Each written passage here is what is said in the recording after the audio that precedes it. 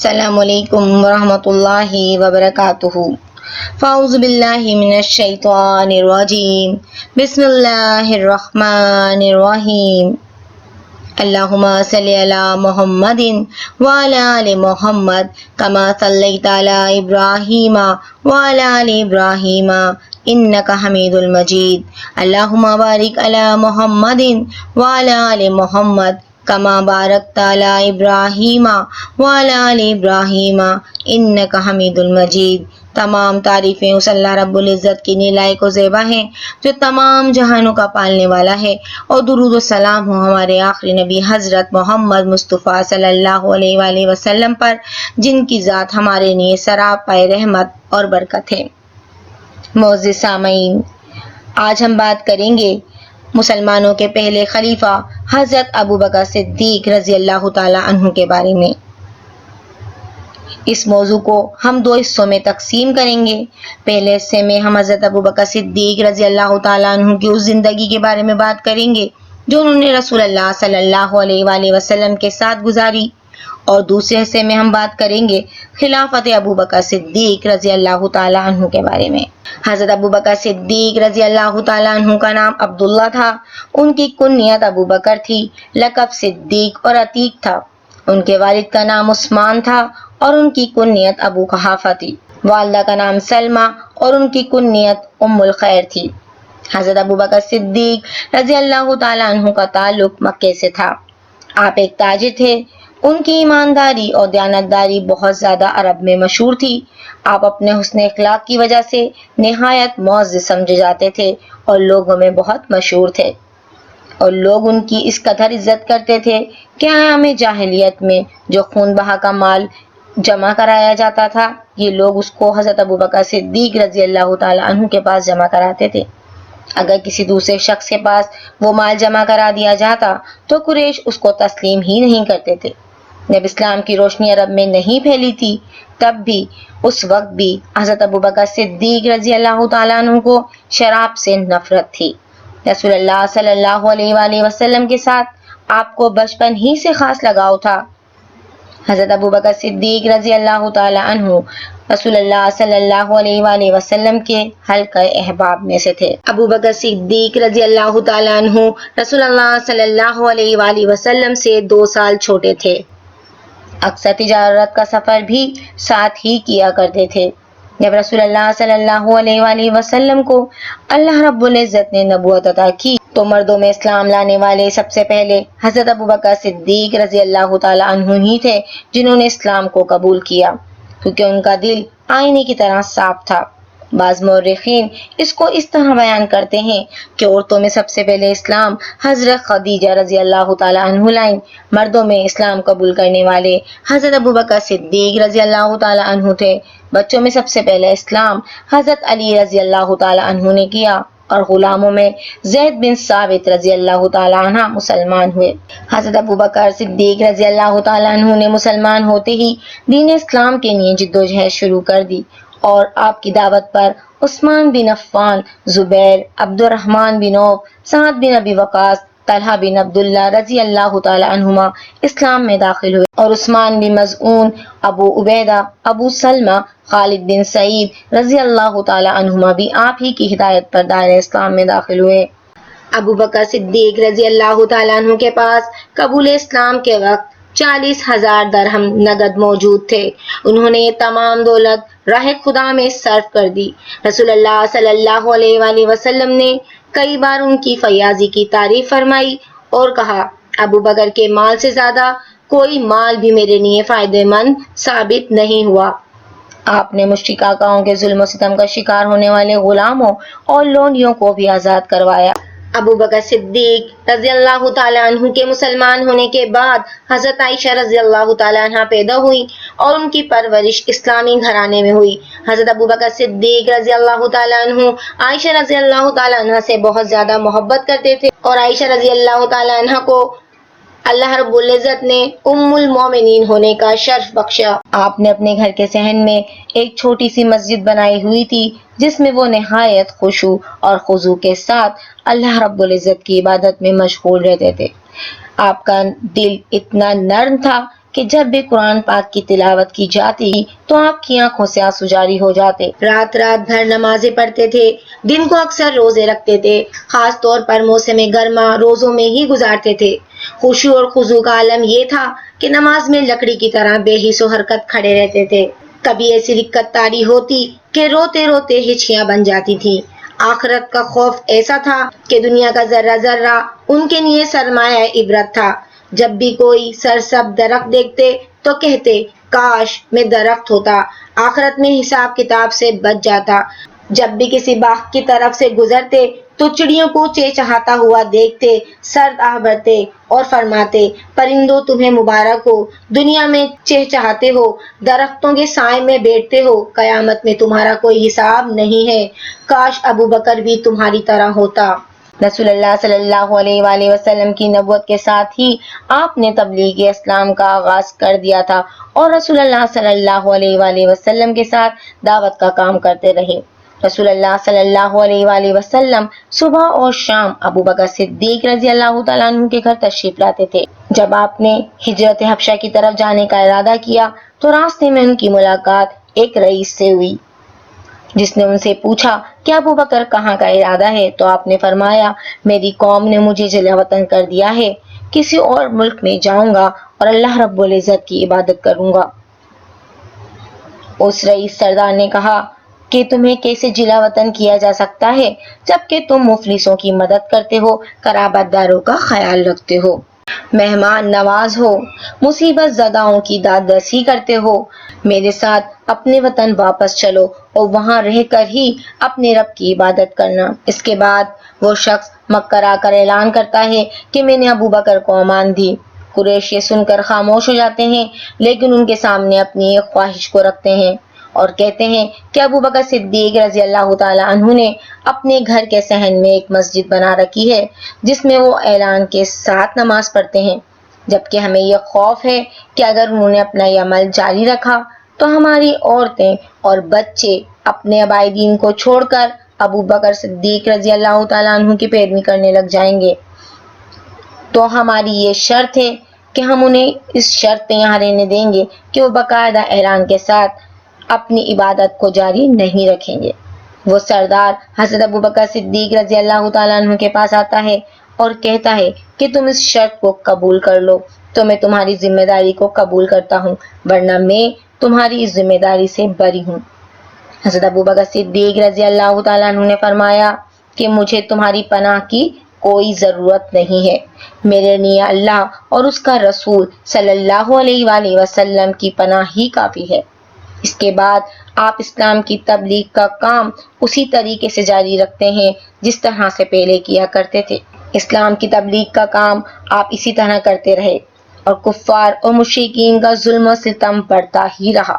جب مدینے کی سرزمین نور اسلام سے منور ہو گئی اور اللہ رب العزت نے ہجرت کا حکم دیا تو رسول اللہ صلی اللہ علیہ وآلہ وسلم خلاف معمول ابو بکر صدیق رضی اللہ تعالیٰ عنہ کے گھر آئے اور فرمایا ابو بکر ہجرت کا حکم آ گیا ہے، جلدی جلدی سفر کی تیاری کرو۔ عائشہ رضی اللہ تعالیٰ عنہ اور اسماء رضی اللہ تعالیٰ عنہ نے ایک توشے دان کو باندھا۔ عائشہ رضی اللہ تعالیٰ عنہ کا نکاح رسول اللہ صلی اللہ علیہ وآلہ وسلم سے مکے میں ہی ہو گیا تھا، مگر رخصتی ہجرت کے 2 سال بعد ہوئی۔ جب ہجرت کا آغاز ہوا تو پہلی منزل غار ثور تھی۔ ابو بکر صدیق رضی اللہ تعالیٰ عنہ غار میں پہلے داخل ہوئے اور اس کو صاف کیا اور جو سوراخ کھلے ہوئے تھے ان کو بند کرنے لگے۔ پھر رسول اللہ صلی اللہ علیہ وآلہ وسلم کو آواز دی اور تشریف لانے کا کہا۔ رسول اللہ صلی اللہ علیہ وآلہ وسلم اس غار میں داخل ہوئے اور اپنا سر مبارک اپنے رفیق کے کندھے پر رکھا اور آرام فرمانے لگے۔ اتفاق سے حضرت ابو بکر صدیق رضی اللہ تعالیٰ عنہ کی نظر ایک سوراخ پر پڑتی ہے جو کہ کھلا رہ گیا تھا اور وہاں سے ایک زہریلا سانپ نکلا، لیکن رسول اللہ صلی اللہ علیہ وآلہ وسلم کے آرام میں خلل ہو اس بات کو گوارا نہ کیا اور خود اپنی جان کو خطرے میں ڈال کر اس پر اپنا پاؤں رکھ دیا اور سانپ نے کاٹ لیا۔ زہر اپنا سر دکھانے لگا، درد کی وجہ سے آنکھوں سے آنسو جاری ہونے لگے، لیکن اپنے جسم کو حرکت نہ دی اتفاقاً آنسو کا ایک قطرہ رسول اللہ صلی اللہ علیہ وآلہ وسلم کے چہرے مبارک پر ٹپکا تو رسول اللہ صلی اللہ علیہ وآلہ وسلم بیدار ہو گئے اور فرمایا ابو بکر کیا ہوا ہے؟ انہوں نے عرض کی میرے ماں باپ آپ صلی اللہ علیہ وآلہ وسلم پر قربان سانپ نے کاٹ لیا ہے۔ رسول اللہ صلی اللہ علیہ وآلہ وسلم نے اسی وقت اپنا لعاب دہن لگایا اور سانپ کے کاٹنے کا اثر ختم ہو گیا۔ اس غار میں رسول اللہ صلی اللہ علیہ وآلہ وسلم کے ساتھ حضرت ابو بکر صدیق رضی اللہ تعالی عنہ 3 دن اور 3 راتیں رہے اور مکے کے لوگوں نے کوئی آبادی، کوئی ویرانہ، کوئی جنگل، کوئی پہاڑ نہیں چھوڑا جہاں ان کی تلاش نہ کی ہو، یہاں تک کہ ایک جماعت غار تک پہنچ گئی۔ ابو بکر صدیق رضی اللہ تعالیٰ عنہ بے چین ہو گئے۔ رسول اللہ صلی اللہ علیہ وآلہ وسلم نے فرمایا کہ پریشان اور غم زدہ نہ ہو، ہم صرف 2 نہیں ہیں، ایک تیسرا بھی ہمارے ساتھ موجود ہے، یعنی اللہ رب العزت۔ یہ سن کر ابو بکر صدیق رضی اللہ تعالیٰ عنہ مطمئن ہو گئے۔ اسی طرح یہ مختصر قافلہ مشکلات سے گزرتا، دشمنوں سے بچتا بچاتا 12 ربیع الاول نبوت کے 14ویں سال مدینہ پہنچے۔ انصار صحابہ کو یہ خبر پہلے ہی ہو چکی تھی کہ رسول اللہ صلی اللہ علیہ وآلہ وسلم تشریف لا رہے ہیں۔ انہوں نے رسول اللہ صلی اللہ علیہ وآلہ وسلم کا شاندار استقبال کیا اور شہر قباء کی طرف لے گئے، جہاں انصاری صحابہ کرام رضی اللہ تعالی عنہما جوک در جوک آنے لگے۔ رسول اللہ صلی اللہ علیہ وآلہ وسلم نے چند روز قباء میں قیام کیا، پھر مدینہ تشریف لے گئے۔ وہاں حضرت ابو ایوب انصاری رضی اللہ تعالی عنہ کے گھر میں رہے۔ ابو بکر صدیق رضی اللہ تعالی عنہ بھی آپ کے ساتھ موجود تھے۔ مدینے کی آب و ہوا مہاجرین کو راست نہیں آئی۔ ابو بکر صدیق رضی اللہ تعالی عنہ ایسے شدید بخار میں مبتلا ہوئے کہ زندگی سے ہی مایوس ہو گئے۔ عائشہ رضی اللہ تعالیٰ عنہ نے جب یہ حال دیکھا تو رسول اللہ صلی اللہ علیہ وآلہ وسلم کی خدمت میں حاضر ہوئی اور ان کی کیفیت بیان کی۔ اسی وقت اللہ کے نبی صلی اللہ علیہ وآلہ وسلم نے ہاتھ بلند کیے اور دعا فرمائی، اے اللہ، مکے کی طرح یا اس سے بھی زیادہ مدینے کی محبت ہمارے دلوں میں پیدا کر اور اسے بیماریوں سے ایسے ہی پاک فرما دے اور اس کے سا اور مد میں برکت دے اور اس کے وبائی بخار کو جوفا میں منتقل کر دے۔ اللہ کے رسول صلی اللہ علیہ وآلہ وسلم کی دعا قبول ہوئی۔ ابو بکر صدیق رضی اللہ تعالیٰ عنہ بستر مرض سے اٹھے اور مدینے کی ہوائیں مہاجرین کے لیے مکے سے بھی زیادہ خوشگوار ہو گئیں۔ جب رسول اللہ صلی اللہ علیہ وآلہ وسلم نے مواقعات قائم کی تو ابو بکر صدیق رضی اللہ تعالیٰ عنہ کو انصاری صحابی حارثہ بن زہیر رضی اللہ تعالیٰ عنہ کا بھائی بنایا۔ مسجد نبوی کی تعمیر کے وقت جو زمین منتخب کی وہ 2 یتیم بچوں کی ملکیت تھی۔ وہ بغیر قیمت زمین پیش کرنا چاہتے تھے۔ آپ صلی اللہ علیہ وآلہ وسلم نے یتیموں کا مال لینا پسند نہیں کیا، اس لیے حضرت ابو بکر صدیق رضی اللہ تعالیٰ عنہ نے اس کی قیمت ادا کی۔ غزوہ بدر ہو یا غزوہ احد یا غزوہ بنو مصطلق یا صلح حدیبیہ، ہر موقع پر رسول اللہ صلی اللہ علیہ وآلہ وسلم کے ساتھ ڈٹے رہتے اور جب جنگ کی تیاری کے لیے مال جمع کرنا پڑتا تو آگے سے آگے بڑھ کر زیادہ سے زیادہ صدقہ اور خیرات کرتے تھے۔ عمر رضی اللہ تعالیٰ عنہ نے بارہا ان سے سبقت لے جانے کی کوشش کی لیکن کبھی کامیاب نہ ہوئے۔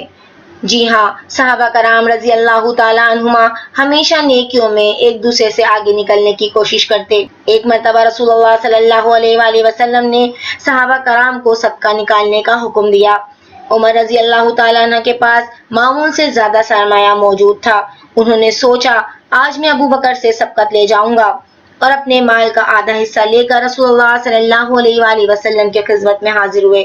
رسول اللہ صلی اللہ علیہ وآلہ وسلم نے دریافت فرمایا، گھر والوں کے لیے کتنا چھوڑا ہے؟ تو عمر رضی اللہ تعالیٰ عنہ بولے، اتنا ہی جتنا آپ کی خدمت میں پیش کر رہا ہوں۔ پھر یہی سوال ابو بکر صدیق رضی اللہ تعالیٰ عنہ سے کیا کہ گھر والوں کے لیے کیا چھوڑ کر آئے ہو؟ تو ابو بکر صدیق رضی اللہ تعالیٰ عنہ نے جواب دیا، میں اپنا سارا سرمایہ ہی لے کر آیا ہوں اور گھر والوں کے لیے اللہ اور اس کا رسول ہی کافی ہے۔ ان کا یہ کہنا تھا۔ ان کا یہ اصرار اور قربانی دیکھ کر عمر رضی اللہ تعالیٰ عنہ نے فرمایا، میں کبھی بھی ابو بکر سے سبقت نہیں لے جا سکتا۔ حضرت ابو بکر صدیق رضی اللہ تعالیٰ عنہ نہایت مہمان نواز تھے۔ ایک مرتبہ رات کے وقت چند اصحاب صفا کو دعوت پر بلایا اور عبد الرحمن رضی اللہ تعالیٰ عنہ کو ہدایت فرمائی جو ان کے صاحبزادے تھے کہ میں رسول اللہ صلی اللہ علیہ وآلہ وسلم کی خدمت میں جا رہا ہوں، تم ان کی مہمان نوازی کرنا۔ عبد الرحمن رضی اللہ تعالیٰ عنہ نے ان کے سامنے کھانا پیش کرنا چاہا تو انہوں نے منع کر دیا کہ ہم ابو بکر صدیق رضی اللہ تعالیٰ عنہ کا انتظار کریں گے، لیکن ابو بکر صدیق رضی اللہ تعالیٰ عنہ بہت دیر سے تشریف لائے اور جب یہ دیکھا کہ مہمان اب تک بھوکے ہی ہیں تو اپنے صاحبزادے پر برہم ہوئے اور فرمایا واللہ میں آج اس کو کھانے میں شریک نہیں کروں گا۔ عبد الرحمن رضی اللہ تعالیٰ عنہ مکان کے ایک حصے میں چھپ گئے، پھر ہمت کر کے باہر تشریف لائے اور بولے آپ مہمانوں سے پوچھ لیجئے، میں نے انہیں کھانے کے لیے اصرار کیا تھا۔ مہمانوں نے اس بات کی تصدیق کی اور کہا اللہ کی قسم جب تک آپ عبد الرحمن کو کھانا نہیں کھلائیں گے ہم بھی نہیں کھائیں گے۔ یہ سن کر آپ کا غصہ ختم ہوا اور دسترخوان بچھایا گیا۔ عبد الرحمن رضی اللہ تعالیٰ عنہ کہتے ہیں کہ اس دن کھانے میں اتنی برکت ہوئی کہ ہم کھانا کھاتے جاتے اور وہ ختم ہی نہیں ہوتا تھا، اور وہ کھانا ہم نے رسول اللہ صلی اللہ علیہ وآلہ وسلم کی خدمت میں بھی پیش کیا۔ جب مسلمانوں پر حج فرض ہوا تو رسول اللہ صلی اللہ علیہ وآلہ وسلم نے حضرت ابو بکر صدیق رضی اللہ تعالی عنہ کو امیر حج مقرر کیا اور ان کو ہدایت کی کہ مینا کے اس عظیم الشان اجتماع میں وہ اعلان کر دیں کہ اس سال کے بعد کوئی مشرک حج نہیں کرے گا اور نہ ہی کوئی برہنہ بیت اللہ کا طواف کرے گا۔ ابو بکر صدیق رضی اللہ تعالی عنہ حج کے قافلہ لے کر روانہ ہوتے ہیں اور اسی زمانے میں سورۃ البراۃ نازل ہوتی ہے۔ رسول اللہ صلی اللہ علیہ وآلہ وسلم نے علی رضی اللہ تعالی عنہ کو حج کے موقع پر وہ آیتیں سنانے کے لیے روانہ کیا۔ اس لیے بعض لوگوں کو یہ شک پیدا ہوا کہ ان کو امیر بنا کر بھیجا گیا ہے، جبکہ ابو بکر صدیق رضی اللہ تعالی عنہ نے علی رضی اللہ تعالی عنہ کی آمد کے بعد ان سے دریافت کیا تھا کہ اے علی امیر بنا کے بھیجے گئے ہو یا مامور؟ تو علی رضی اللہ تعالیٰ عنہ نے جواب دیا مامور۔ 10 ہجری میں جب رسول اللہ صلی اللہ علیہ وآلہ وسلم حجۃ الوداع کے لیے تشریف لے گئے تو ابو بکر صدیق رضی اللہ تعالیٰ عنہ بھی آپ صلی اللہ علیہ وآلہ وسلم کے ساتھ تھے۔ رسول اللہ صلی اللہ علیہ وآلہ وسلم نے خطبہ ارشاد فرمایا کہ اے لوگوں، اللہ رب العزت نے ایک بندے کو دنیا اور آخرت کے درمیان اختیار دیا تھا، لیکن اس نے آخرت کو دنیا پر ترجیح دی۔ یہ الفاظ سنتے ہی ابو بکر صدیق رضی اللہ تعالی عنہ بے اختیار رونے لگے۔ وہ سمجھ گئے کہ رسول اللہ صلی اللہ علیہ وآلہ وسلم اپنے بارے میں بات کر رہے ہیں۔ حجۃ الوداع کے بعد رسول اللہ صلی اللہ علیہ وآلہ وسلم بیمار ہو گئے اور مرض روز پر روز بڑھتا رہا، یہاں تک کہ مسجد نبوی صلی اللہ علیہ وآلہ وسلم میں تشریف نہ لا سکے اور حکم دیا ابو بکر امامت کرواؤ۔ عائشہ رضی اللہ تعالیٰ عنہ نے فرمایا میرے والد بہت نرم دل ہیں، اتنی بڑی ذمہ داری آپ عمر رضی اللہ تعالیٰ عنہ سے کہیں وہ امامت کروائیں۔ رسول اللہ صلی اللہ علیہ وآلہ وسلم نے اصرار کیا کہ امامت ابو بکر ہی کروائیں گے۔ جب حضرت ابو بکر صدیق رضی اللہ تعالیٰ عنہ کو یہ بات معلوم ہوئی تو وہ عمر کے پاس آئے اور کہا عمر تم نماز پڑھاؤ۔ جب عمر رضی اللہ تعالیٰ عنہ نے کہا کہ آپ مجھ سے زیادہ مستحق ہیں تو حضرت ابو بکر صدیق رضی اللہ تعالیٰ عنہ نے نماز پڑھائی۔ جب ایک دن ابو بکر صدیق رضی اللہ تعالیٰ عنہ نماز پڑھا رہے تھے تو رسول اللہ صلی اللہ علیہ وآلہ وسلم مسجد نبوی میں تشریف لائے۔ ابو بکر صدیق رضی اللہ تعالیٰ عنہ نے دیکھا تو پیچھے ہٹنا چاہا تو رسول اللہ صلی اللہ علیہ وآلہ وسلم نے اشارے سے منع فرمایا اور ابو بکر صدیق رضی اللہ تعالیٰ عنہ کے پہلو میں بیٹھ کر نماز ادا کی۔ 12 ربیع الاول پیر کے دن ابو بکر صدیق رضی اللہ تعالیٰ عنہ نماز پڑھا رہے تھے۔ رسول اللہ صلی اللہ علیہ وآلہ وسلم نے حجرے کا پردہ اٹھایا اور دیکھا، خوش ہوئے، مسکرانے لگے۔ ابو بکر صدیق رضی اللہ تعالیٰ عنہ سمجھے رسول اللہ صلی اللہ علیہ وآلہ وسلم نماز پڑھانے تشریف لا رہے ہیں اور پیچھے ہٹنے لگے، لیکن رسول اللہ صلی اللہ علیہ وآلہ وسلم نے اشارے سے حکم دیا کہ نماز پوری کرو اور پردہ گرا دیا۔ اس روز رسول اللہ صلی اللہ علیہ وآلہ وسلم کے مرض میں افاقہ ہوا تو ابو بکر صدیق رضی اللہ تعالیٰ عنہ نماز کے بعد اجازت لے کر اپنی زوجہ محترمہ کے پاس تشریف لے گئے جو مقام سخت میں رہتی تھیں۔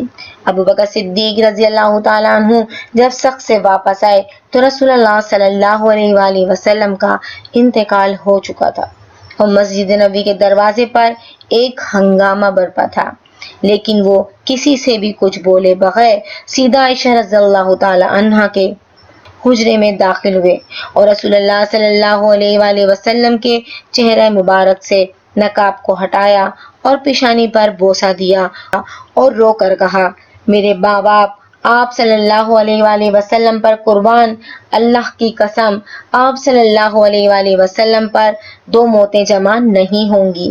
وہ موت جو آپ صلی اللہ علیہ وآلہ وسلم کا مقدر تھی وہ آپ صلی اللہ علیہ وآلہ وسلم کو آ چکی ہے، اس کے بعد آپ پر کبھی موت نہیں آئے گی۔ پھر چادر چہرہ انور پر ڈالی اور باہر تشریف لے گئے۔ عمر رضی اللہ تعالی عنہ جوش اور وارفتگی میں خطاب کر رہے تھے کہ جس نے کہا رسول اللہ صلی اللہ علیہ وآلہ وسلم وفات پا چکے تو میں اس کی گردن اڑا دوں گا۔ حضرت ابو بکر صدیق رضی اللہ تعالیٰ عنہ نے جب عمر رضی اللہ تعالیٰ عنہ کا یہ حال دیکھا تو فرمایا، عمر بیٹھ جاؤ، لیکن انہوں نے جوش اور وارفتگی میں نہیں سنا تو حضرت ابو بکر صدیق رضی اللہ تعالیٰ عنہ کھڑے ہوئے اور خطاب شروع کر دیا اور سورۃ آل عمران کی آیت نمبر 14 کی تلاوت کی، جس میں اللہ رب العزت نے فرمایا، محمد صلی اللہ علیہ وآلہ وسلم صرف اللہ کے رسول ہیں اور ان سے پہلے بھی بہت سے رسول گزر چکے ہیں، کہ اگر وہ مر جائیں یا شہید کر دیے جائیں تو کیا تم الٹے پاؤں پھر جاؤ گے؟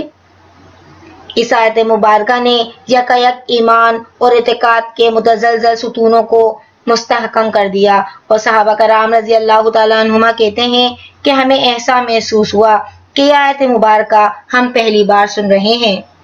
تجدید و تکفین کے بعد حضرت ابو بکر صدیق رضی اللہ تعالیٰ عنہ عائشہ رضی اللہ تعالیٰ عنہ کے پاس آئے اور کہا، تم نے مجھ سے کچھ عرصے پہلے اپنا خواب ذکر کیا تھا کہ تم نے اپنے حجرے میں 3 چاند گرتے دیکھے ہیں، تو یہ تمہارے حجرے کا پہلا چاند ہے جو سب سے بہتر ہے۔ یہاں تک حضرت ابو بکر صدیق رضی اللہ تعالیٰ عنہ کی وہ زندگی مکمل ہوئی جو انہوں نے رسول اللہ صلی اللہ علیہ وآلہ وسلم کے ساتھ گزاری۔ اس کے بعد آغاز ہوگا مسلمانوں کے دور خلافت کا۔ خلافت کے لغوی معنی جانشینی اور کسی کی جگہ اس کے جانے کے بعد بیٹھنے کے ہیں۔ صحیحین کی حدیث مبارکہ ہے کہ رسول اللہ صلی اللہ علیہ وآلہ وسلم نے فرمایا، تم سے پہلے بنی اسرائیل میں پیغمبر اور انبیاء کے آنے کا سلسلہ تھا، جب ایک پیغمبر اس دنیا سے چلا جاتا تو دوسرا آ جاتا تھا، لیکن اب نبوت اور رسالت ختم ہو گئی ہے، تم میں اب خلفاء ہوں گے۔ ایک اور حدیث مبارکہ میں آتا ہے کہ میرے بعد میرے ہدایت پانے والے جانشینوں کی پیروی کرو۔ اسلام میں خلافت کے فرائض اس قدر وسیع اور عالمگیر ہیں کہ تمام دینی اور دنیاوی مقاصد کی تکمیل اس میں آ جاتی ہے، یعنی پیغمبر کے کاموں کو قائم اور باقی رکھنا اور اسے ہر خارجی آمیز سے پاک اور صاف رکھنا اور ان کو ترقی دینا۔ یہ ہم اس طرح کہہ سکتے ہیں کہ اقامت دین پر قائم رہنا۔ یہ لفظ اتنا وسیع ہے کہ اس میں دینی اور دنیاوی مقاصد شامل ہو جاتے ہیں۔ رسول اللہ صلی اللہ علیہ وآلہ وسلم کی پوری زندگی انہی مقاصد کی تکمیل میں گزری اور آپ صلی اللہ علیہ وآلہ وسلم کے بعد صحابہ کرام رضی اللہ تعالی عنہما نے بھی اپنی پوری زندگی انہی مقاصد کی تکمیل کے لیے وقف کر دی، اور قرآن اور احادیث میں ایسے بہت سے مخصوص اشارے پائے جاتے ہیں جن سے یہ ثابت ہوتا ہے کہ خلافت کاملہ کا حقیقی مستحق صحابہ رضی اللہ تعالی عنہما کا ہی گروہ تھا۔ عبداللہ بن مسعود رضی اللہ تعالی عنہ روایت کرتے ہیں کہ اللہ رب العزت نے اپنے بندوں کے دل دیکھے تو نبی صلی اللہ علیہ وآلہ وسلم کے دل کو سب سے بہتر پایا، اسی لیے رسول اللہ صلی اللہ علیہ وآلہ وسلم کو چن لیا اور آپ صلی اللہ علیہ وآلہ وسلم کو خاتم النبیین بنا کر مبعوث فرمایا۔ پھر اس کے بعد اپنے بندوں کے دل دیکھے تو رسول اللہ صلی اللہ علیہ وآلہ وسلم کے اصحاب کے دل سب سے بہتر پائے، اس لیے ان کو اپنا وزیر بنا لیا، جو اللہ کے دین کی خاطر رسول اللہ صلی اللہ علیہ وآلہ وسلم کے حکم پر عمل کرتے ہوئے جنگ کرتے ہیں۔ لیکن ظاہر سی بات ہے کہ صحابہ رضی اللہ تعالی عنہما کا پورا گروہ خلیفہ نہیں بن سکتا تھا، اس لیے اس میں مزید اوصاف کا اضافہ کیا گیا جس سے خلافت کا مفہوم اللہ اور رسول اللہ صلی اللہ علیہ وآلہ وسلم کی منشا کے مطابق حاصل ہو سکے اور وہ خلافت کو صحیح اصولوں پر چلائیں۔ اس لیے قرآن اور حدیث کے اشارات اور تلویحات سے خلافت کی مفہوم کی تکمیل کے لیے جن مخصوص اوصاف کی ضرورت تھی، خلیفہ مہاجرین اول سے ہوگا، حدیبیہ اور دوسرے اہم غزوات میں شامل ہونے والے ہوں گے، سورہ نور کے اترنے کے وقت موجود ہوں گے۔ اللہ رب العزت مہاجرین اولین کے متعلق فرما رہا ہے، یعنی یہ وہ لوگ ہیں جن کو ہم اگر زمین میں جگہ دیں تو یہ لوگ نماز قائم کریں گے، زکوٰۃ ادا کریں گے اور نیکی کا حکم دیں گے اور برائی سے روکیں گے۔ اللہ کے نبی صلی اللہ علیہ وآلہ وسلم کے ساتھ یہ لوگ کفار پر سخت ہوں گے۔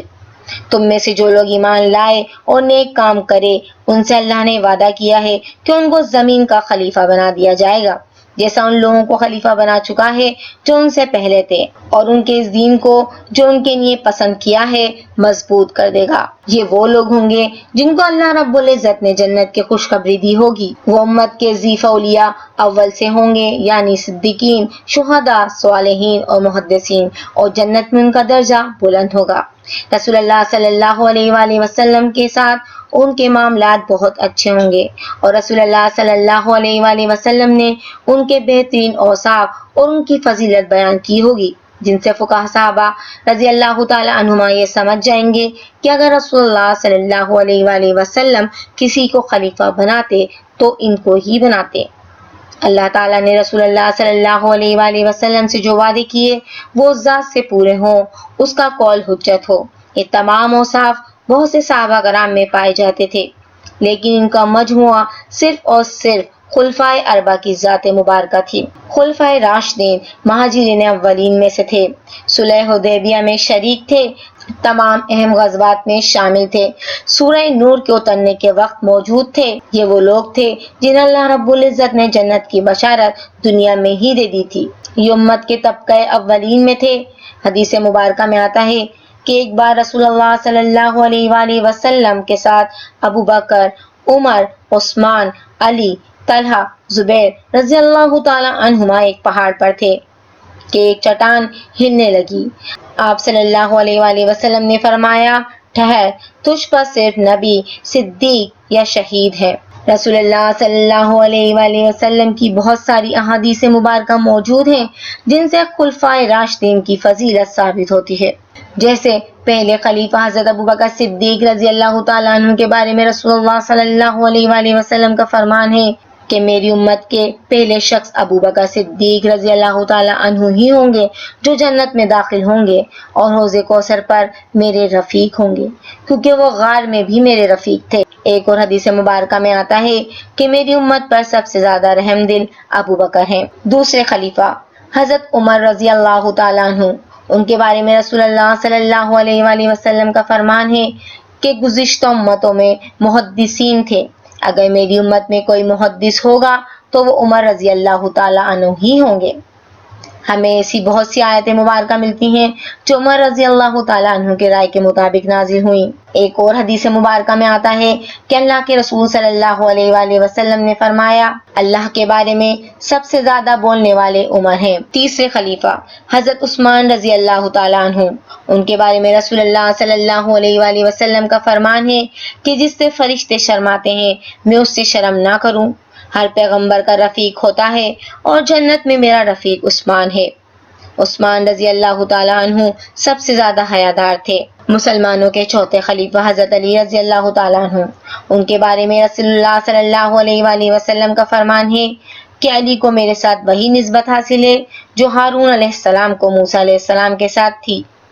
کل میں یہ جھنڈا ایسے شخص کو دوں گا جو اللہ اور اس کے رسول کو محبوب رکھتا ہے اور اس کو اللہ اور اس کا رسول بھی محبوب رکھتے ہیں۔ یہ وہ تمام نشانیاں تھیں جن پر پورا خلفائے راشدین ہی اترتے تھے۔ اور یہ وہ لوگ تھے جن کے بارے میں اللہ کے نبی صلی اللہ علیہ وآلہ وسلم کی بے شمار احادیث مبارکہ موجود ہیں جو ان کی فضیلت اور اہمیت کو ثابت کرتی ہیں۔ اس کا پتہ ہمیں اللہ رب العزت کی آیت مبارکہ سے چلا۔ اب ہم بات کریں گے حضرت ابوبکر صدیق رضی اللہ تعالیٰ عنہ کے دور خلافت کی۔ جب منافقین کو یہ بات پتہ چلی کہ اللہ کے رسول صلی اللہ علیہ وآلہ وسلم کی وفات ہو چکی ہے تو انہوں نے سازش شروع کر دی۔ مدینے میں خلافت کا فتنہ اٹھا، انصار و مہاجرین صحابہ جمع ہوئے اور سب نے اپنی اپنی رائے دی۔ جب اس بات کی اطلاع حضرت ابوبکر صدیق رضی اللہ تعالیٰ عنہ اور حضرت عمر رضی اللہ تعالیٰ عنہ کو ہوئی تو آپ وہاں پہنچے۔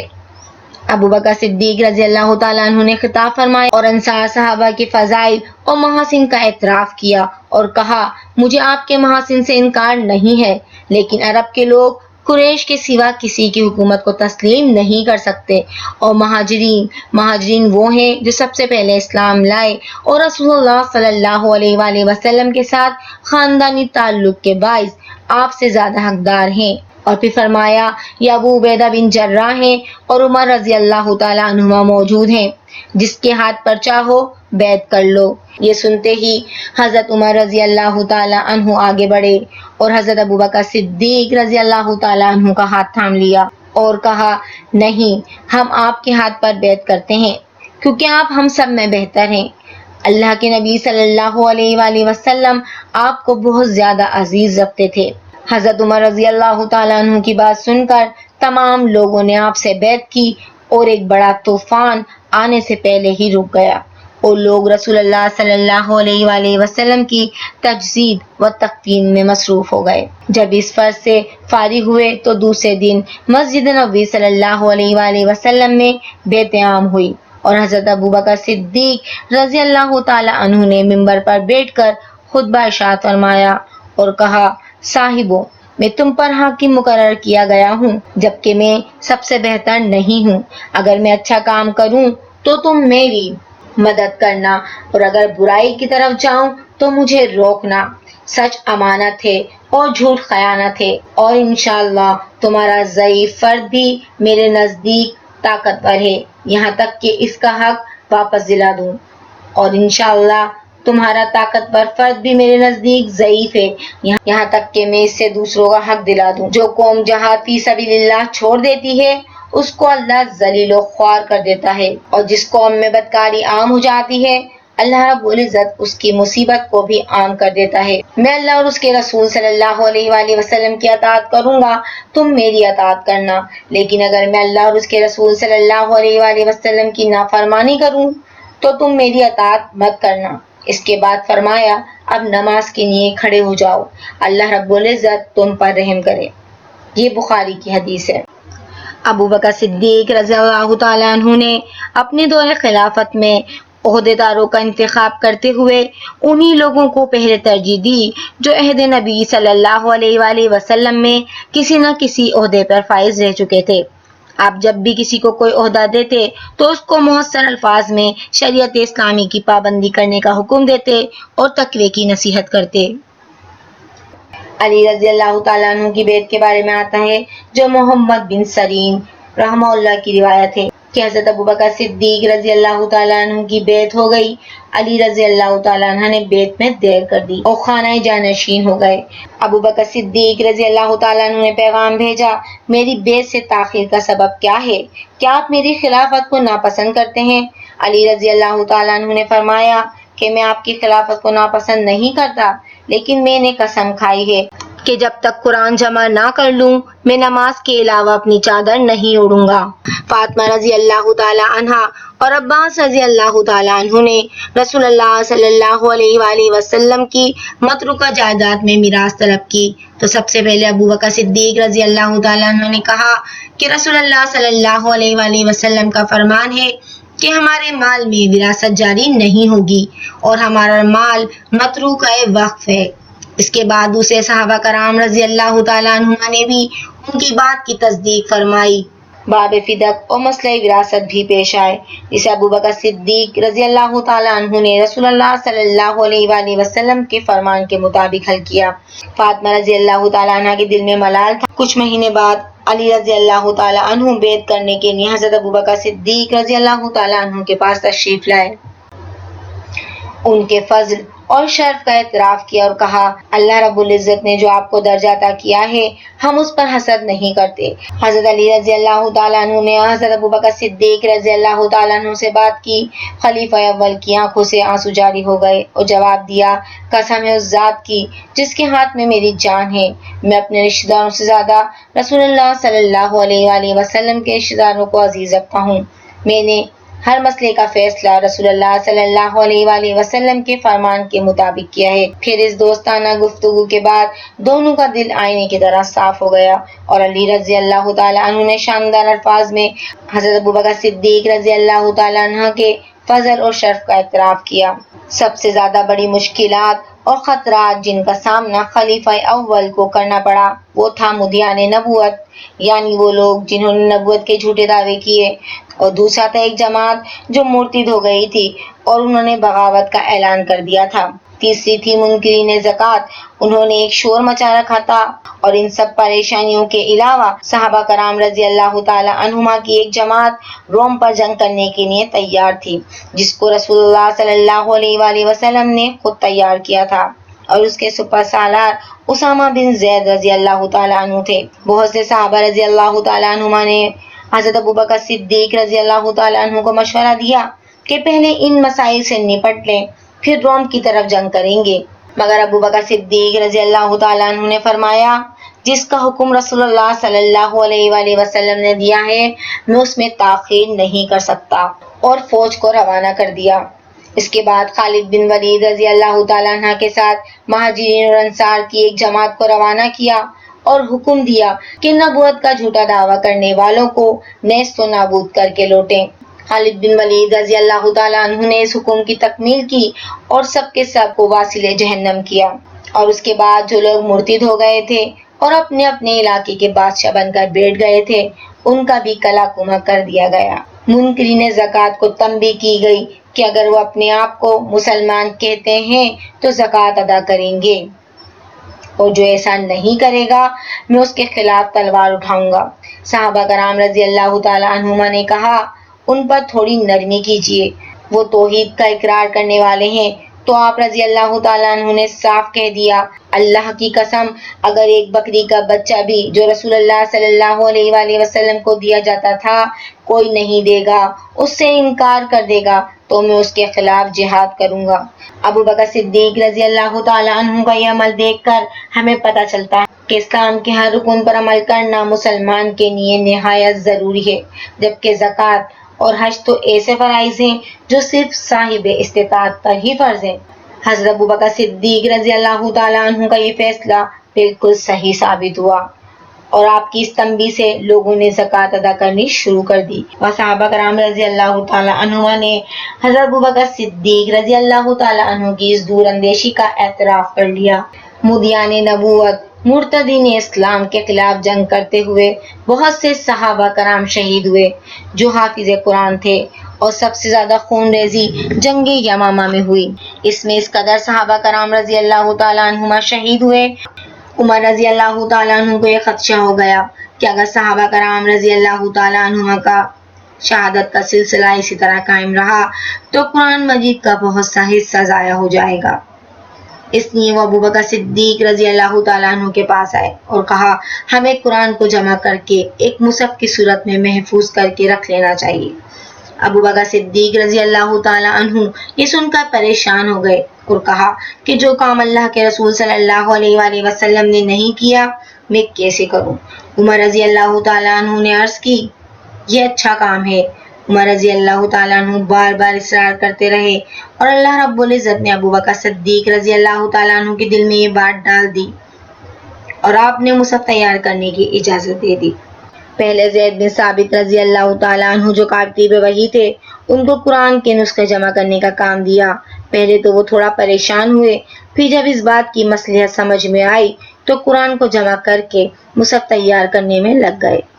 یہاں پر ایک بات کی وضاحت ضروری ہے کہ رسول اللہ صلی اللہ علیہ وآلہ وسلم کے عہد نبوت میں ہی قرآن مجید کی آیتوں کی ترتیب، سورتوں کی ترتیب جو ہے وہ ترتیب پا چکی تھی، کیونکہ یہ الہامی ہے اور اس کا سلسلہ وحی کے ذریعے ہی ہے۔ رسول اللہ صلی اللہ علیہ وآلہ وسلم نے یہ تمام کام سر انجام دے دیے تھے۔ کون سی آیت کس سورت کا حصہ ہے اور کس سورت کا کیا نام ہے، یہ سارا کام عہد نبوی صلی اللہ علیہ وآلہ وسلم میں ہی مکمل ہو چکا تھا۔ آج جو قرآن ہمارے پاس موجود ہے اس میں کچھ بھی رد و بدل نہیں کیا گیا ہے۔ جو رسول اللہ صلی اللہ علیہ وآلہ وسلم پر وحی کے ذریعے نازل کیا گیا، بس اس کو ایک مصحف کی شکل میں جمع کر دیا گیا، کیونکہ جب اللہ کے نبی صلی اللہ علیہ وآلہ وسلم پر وحی نازل کی جاتی تھی تو آپ صلی اللہ علیہ وآلہ وسلم اسے کبھی ہڈی، کبھی چمڑا، کبھی پتے، کبھی کپڑے یا کبھی لکڑی کے ٹکڑے پر رکھ کر محفوظ کر لیا کرتے تھے۔ صحابہ کرام رضی اللہ تعالیٰ عنہ نے وہ تمام نسخے جمع کر کے حافظ قرآن کی مدد سے اس کو ترتیب دیا اور اسے ایک مصحف کی شکل میں تیار کیا گیا، اور پھر اس کو حضرت ابوبکر صدیق رضی اللہ تعالیٰ عنہ کے خزانے میں محفوظ کر دیا گیا۔ اس کے بعد مہم عراق شروع ہوئی تو دوسری طرف شام کی سرحد پر جنگ شروع ہوئی۔ عہد نبی صلی اللہ علیہ وآلہ وسلم میں باضابطہ کوئی فوجی نظام نہیں تھا۔ جب بھی ضرورت پیش آتی صحابہ کرام رضی اللہ تعالی عنہما خود ہی شوق سے جہاد کے لیے تشریف لے کر آتے۔ حضرت ابوبکر صدیق رضی اللہ تعالی عنہ کے دور خلافت میں بھی یہی صورتحال باقی رہی، لیکن انہوں نے اس میں یہ اضافہ کر دیا کہ جب بھی کوئی فوج کسی مہم کے لیے روانہ کی جاتی تو وہ اس کو مختلف دستوں میں تقسیم کر کر اس کا الگ الگ ایک سپہ سالار مقرر کر دیتے، اور جو فوج شام کی طرف روانہ کی گئی وہ اسی طریقے سے بھیجی گئی تھی۔ حضرت ابوبکر صدیق رضی اللہ تعالیٰ عنہ نے ان سے خطاب کیا اور فرمایا، تم ایک ایسی قوم کو پاؤ گے جنہوں نے اپنے آپ کو اللہ رب العزت کی عبادت کے لیے وقف کر دیا ہے، تم ان کو چھوڑ دینا، میں تم کو 10 وصیتیں کرتا ہوں، عورتوں، بچوں اور بوڑھوں کو قتل نہیں کرنا، درختوں کو مت کاٹنا، کسی آبادی کو ویران نہیں کرنا، بکری اور اونٹ کو کھانے کے سوا ذبح نہیں کرنا، نخلستان نہ جلانا، مال غنیمت میں غبن نہیں کرنا اور بزدل نہ ہو جانا ہو گئی، اور فتح مسلمانوں کا مقدر بنتی چلی گئی اور اسلامی فوجوں نے دمشق کا محاصرہ کر لیا۔ لیکن اس کی فتح ہونے سے پہلے ہی ابوبکر صدیق رضی اللہ تعالیٰ عنہ، جن کی خلافت کو ابھی 2.25 سال ہی ہوئے تھے، بیمار ہو گئے، بخار میں مبتلا ہوئے اور مسلسل 15 دن تک بخار اس شدت کے ساتھ رہا، جس کی وجہ سے مسجد میں تشریف لانے سے معذرت کی اور حکم دیا کہ اب امامت عمر رضی اللہ تعالیٰ عنہ کریں گے۔ مرض جب زیادہ بڑھ گیا اور افاقہ نہ ہوا تو صحابہ کرام رضی اللہ تعالیٰ عنہما کو بلا کر جانشینی کے متعلق مشورہ کیا اور عمر رضی اللہ تعالیٰ عنہ کا نام پیش کیا۔ عبد الرحمن بن عوف رضی اللہ تعالیٰ عنہ نے کہا، عمر کے اہل ہونے میں کوئی شک اور شبے کی گنجائش نہیں ہے، لیکن وہ غصے کے بہت زیادہ تیز ہیں۔ عثمان رضی اللہ تعالیٰ عنہ نے کہا، عمر کا باطن ظاہر سے زیادہ اچھا ہے۔ طلحہ رضی اللہ تعالیٰ عنہ جب عیادت کرنے کے لیے آئے تو انہوں نے کہا، آپ عمر رضی اللہ تعالیٰ عنہ کو خلیفہ بنانا چاہتے ہیں؟ وہ آپ کے سامنے ہی اس قدر غصہ کرتے ہیں، اللہ جانے آئندہ کیا کریں گے۔ تو آپ رضی اللہ تعالیٰ عنہ نے فرمایا، خلافت کا بوجھ پڑے گا تو وہ خود بخود نرم ہو جائیں گے۔ صحابہ نے کہا، آپ اللہ کے سامنے کیا کہیں گے؟ میں اللہ رب العزت سے عرض کروں گا کہ میں نے تیرے بندوں میں سے اس کو منتخب کیا ہے جو سب سے بہترین ہے۔ پھر عثمان رضی اللہ تعالیٰ عنہ کو بلوایا اور عہد نامہ خلافت لکھوانا شروع کر دیا۔ ابھی ابتدائی الفاظ ہی لکھے تھے کہ غش آ گیا اور بے ہوش ہو گئے۔ عثمان رضی اللہ تعالیٰ عنہ نے جب یہ دیکھا تو اپنی طرف سے عہد نامہ مکمل کیا اور حضرت عمر رضی اللہ تعالیٰ عنہ کا نام لکھ دیا۔ جب حضرت ابوبکر صدیق رضی اللہ تعالیٰ عنہ کو ہوش آیا تو کہا، پڑھ کر سناؤ۔ انہوں نے پڑھ کر سنایا تو بے ساختہ اللہ اکبر کہا اور فرمایا، اللہ تمہیں جزائے خیر دے، تم نے میرے دل کی بات لکھ دی ہے۔ جب عہد نامہ مکمل ہوا تو اپنے غلام کو بلا کر حکم دیا کہ جا کر اسے مجمع میں سنائے۔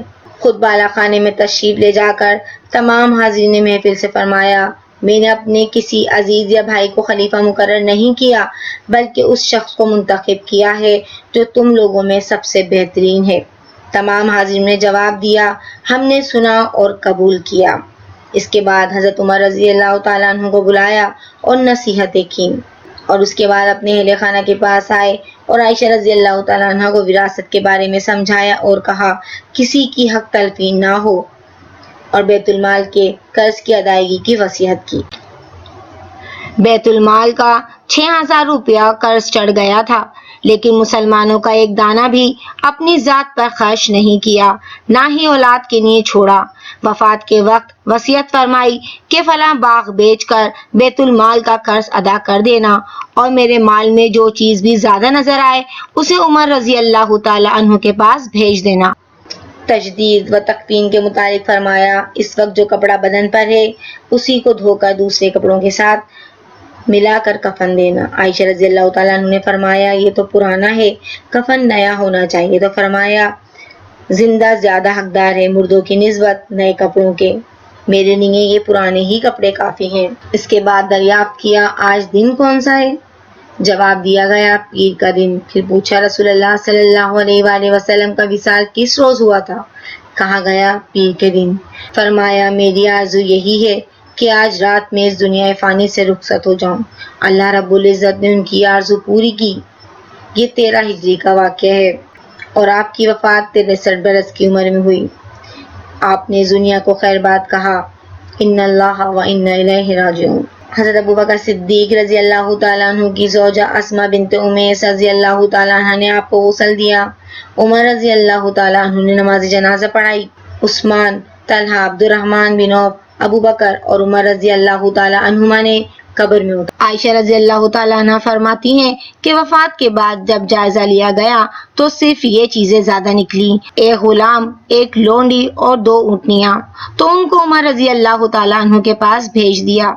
عمر رضی اللہ تعالیٰ عنہ نے جب یہ دیکھا تو ان کی آنکھوں سے آنسو جاری ہو گئے اور رو رو کر فرمانے لگے، ابو بکر اللہ تم پر رحم کرے، تم نے مرتے وقت بھی زہد کا دامن نہ چھوڑا اور کسی کو بھی نکتہ چینی کا موقع نہیں دیا۔